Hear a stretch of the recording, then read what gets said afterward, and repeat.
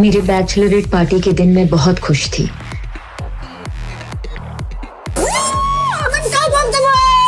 तो एक सेलिब्रेशन तो बनता है बेटा। पर शादी के एक दिन पहले मेरे साथ ऐसा घिनौना हादसा हुआ जिसे बताने में भी मुझे शर्म आती है।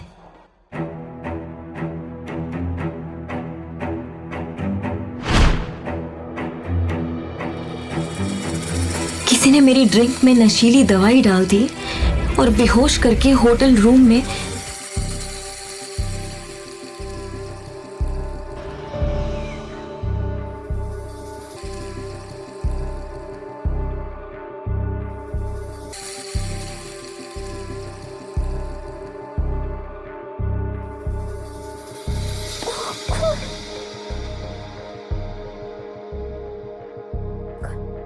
मैं ऋषि के साथ यहाँ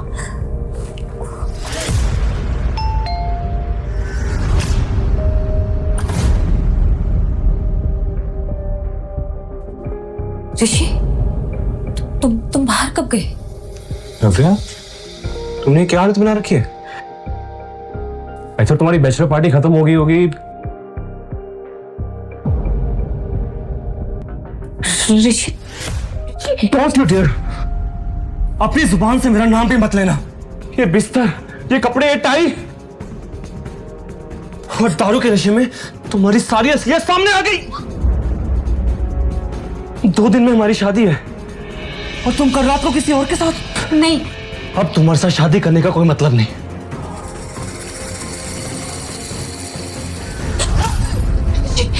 ऋषि, ऋषि मेरी बात सुनो। ऋषि प्लीज मेरी बात सुनो। ऋषि ने शादी तोड़ दी और चला गया।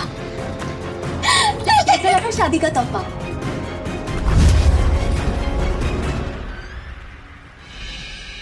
तो हो गई, पर दूल्हा बदल गया। जो ड्रिंक मैंने कल रात पी थी उसमें नशीली दवाई उसी ने मिलाई थी। इतना बड़ा धोखा किया मेरे साथ कनिका। क्यों? क्योंकि मुझे ऋषि की साली नहीं, घर वाली बनना है। और बात रही तुम्हारी, तो तुम्हें तो मैं कभी खुश नहीं रहने दूंगी।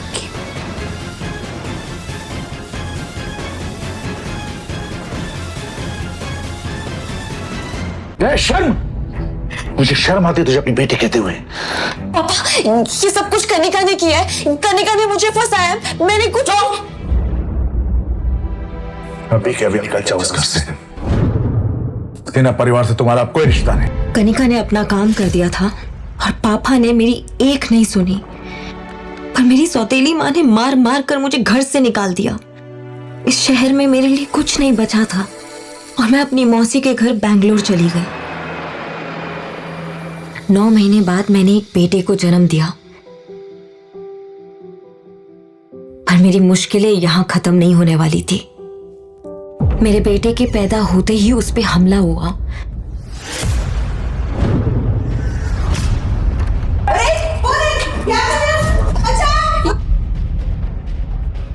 पर मौसी ने उसे बचा लिया। कौन था वो आदमी, आपको पता चला? वो आदमी कौन था ये तो नहीं पता, लेकिन वो ऐसे बड़बड़ा रहा था कि वो आपके बेटे का पिता है। मेरे बच्चे का पिता? ये वही आदमी था जिसने उस दिन मेरे साथ होटल में। लेकिन कौन है वो?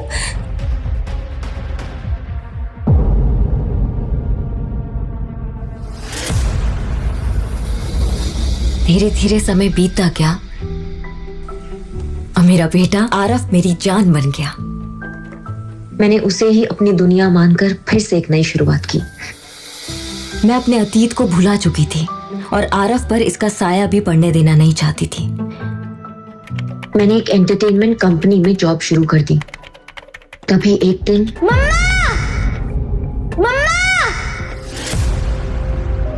मम्मा जल्दी आओ! आरफ, आरफ, पापा मिल गए। देखो हम दोनों के हाथों में सेम ही निशान है। आरफ, तुम। मैंने उस आदमी का चेहरा देखा और मैं जैसे खोई गई।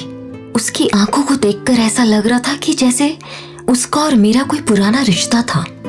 मम्मा यही मेरे पापा है ना? पापा को घर लेके जा रहे हैं। आरफ, ये क्या बोल रहे हो तुम? तुम्हारे पापा नहीं है क्या?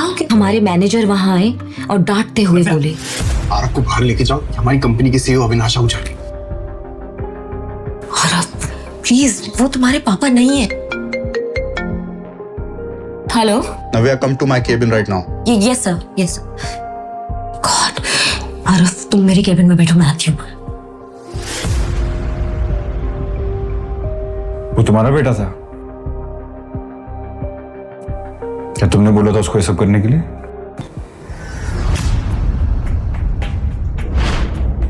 देखो, आगे की कहानी जानने के लिए देखिए अगला एपिसोड सिर्फ पॉकेट एफएम के YouTube चैनल पर, और द रिटर्न के सारे एपिसोड्स को सुनने के लिए डिस्क्रिप्शन में दी लिंक से डाउनलोड करें पॉकेट एफएम ऐप।